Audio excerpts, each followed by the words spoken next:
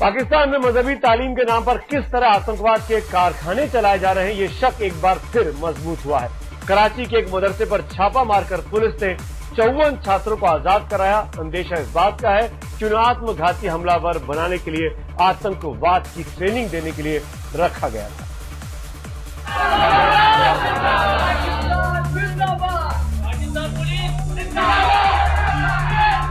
जहां तालीम के दम पर इंसान को सच्चा बनाए जाने के दावे किए जाते हैं, वहां की असलियत देखिए। ये कराची का जकारिया मदरसा है। मदरसे के बेसमेंट में जंजीरों से बांध कर रखे गए थे ये 54 लोग। इनमें बच्चे भी थे और नौजवान भी। कुछ तो बेहद छोटे बच्चे, 5-6 साल के। पाकिस्तान पुलिस ने जब यहाँ छापा मारा तो लड़कों ने अपना दर्द बयां किया। जो तो पेट मारते वो भी तेल डाल के आराम अखबार डाल के मारते हैं, ऐसा नहीं मारते। लोगों को इधर बहुत मारते हैं, इधर खाना वाना कुछ नहीं रहता है, प्लेट में खाली पानी होता है और 2 भिंडी होते हैं बस। आपने सुना कि इन बच्चों को मदरसे के बेसमेंट में जानवरों की तरह रखा गया था। न पेट भर खाना, न आजादी की सांस, ऊपर से बेरहम पिटाई। मदरसे में आखिर ये सुलूक क्यों? बच्चों के पाँव में बेड़ियां क्यों? क्या इन्हें आतंकवादी बनाने के मकसद से कैद किया गया था? क्या इन्हें आत्मघाती हमलावर बनाने की तैयारी थी? कहीं ये तालिबान या अलकायदा की करतूत तो नहीं?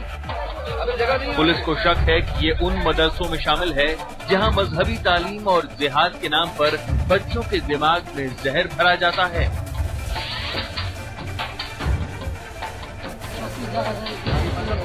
बेड़ियों से आजाद कराने के बाद पुलिस इन सभी को थाने ले आई। पुलिस की माने तो इनमें से कुछ नशेड़ी भी हैं, जिन्हें सुधारने के लिए मदरसे में भर्ती कराया गया था।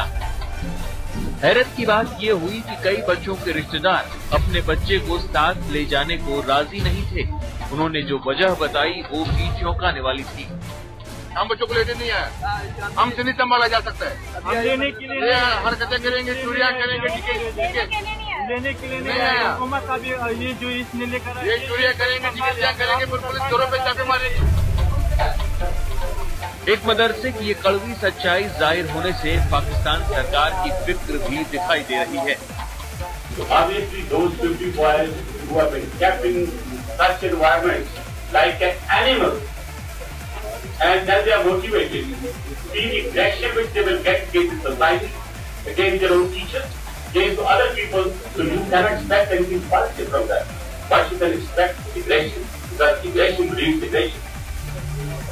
पाकिस्तान पुलिस के सामने चुनौती है कि वो उन तमाम मदरसों को बेनकाब करे जहां फिदाइन फैक्ट्री चलाई जा रही है, क्योंकि आतंकवाद की फैक्ट्री के नाम से बदनाम हो चुके मुल्क की नंगी सच्चाई एक बार फिर दुनिया के सामने आ चुकी है।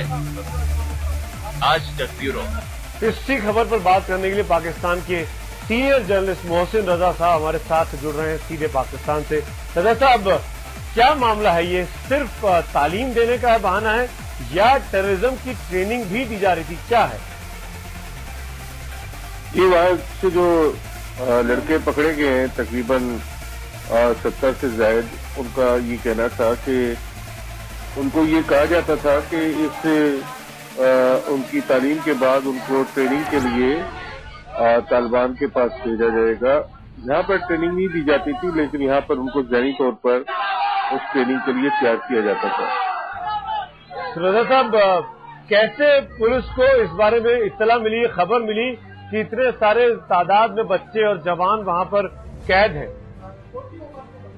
जी, एक टेलीविजन चैनल ने एक रिपोर्ट बनाई जिसके दौरान उनको ये अंदाजा हो गया कि उन लड़कों के पैरों में जंजीरें पड़ी हुई थी, जिसको इंतजामिया ने सख्ती से मना किया हुआ था तलबा को कि वो किसी भी सूरत में इन जंजीरों को जो जर्नलिस्ट वहाँ आ रहे हैं उनके सामने जाहिर न होने दें। और उन्होंने ऐसा ही किया, लेकिन जिन लोगों ने पहले से इतला दी हुई थी जर्नलिस्टों को, उसके जरिए उनको ये अंदाजा हुआ और उन्होंने जब ये खबर नशर की टेलीविजन चैनल्स पर, तो उसके बाद पुलिस और इंतजामी हरकत में आई और उन्होंने वहाँ पर छापा मार कर इन बच्चों को वहाँ से बरामद किया और जो लोग वहाँ पे उनको कैद में रखे हुए थे उनको भी गिरफ्तार किया गया। जिस मौके पर बहुत ही दर्दनाक मनाजिर देखने में आए। वो बच्चे बहुत ही ज़ारो कतार रो रहे थे और उनका मकसद था कि उनके साथ मुसलसल जुल्म होता रहा, उनको खाना भी नहीं दिया जाता था, उनके पैरों में जंजीरें डाली जाती थी। साहब, ये अपने आप में बहुत संजीदा मामला है।